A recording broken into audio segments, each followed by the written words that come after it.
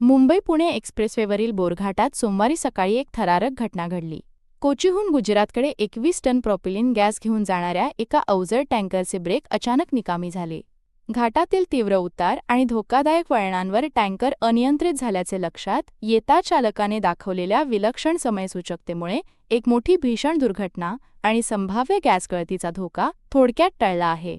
टँकरचा वेग वाढत असल्याचे पाहून चालकाने अत्यंत हुशारीने वाहन रस्त्याच्या कडेला असलेल्या आरसीसी रिटेनिंग वॉलला जाणीवपूर्वक धडकवले. या धडकेमुळे टँकरचा वेग मंदावला आणि तो जागीच थांबला, ज्यामुळे समोर असलेल्या इतर वाहनांना होणारा मोठा धोका टळला. घटनेची माहिती मिळताच महामार्ग वाहतूक, पोलीस, आयआरबी, पेट्रोलिंग देवदूत यंत्रणा आणि हेल्प फाउंडेशनचे पथक तातडीने घटनास्थळी दाखल झाले. सुरक्षेचा उपाय म्हणून काही काळ मुंबईकडे जाणारी वाहतूक थांबवण्यात आली होती.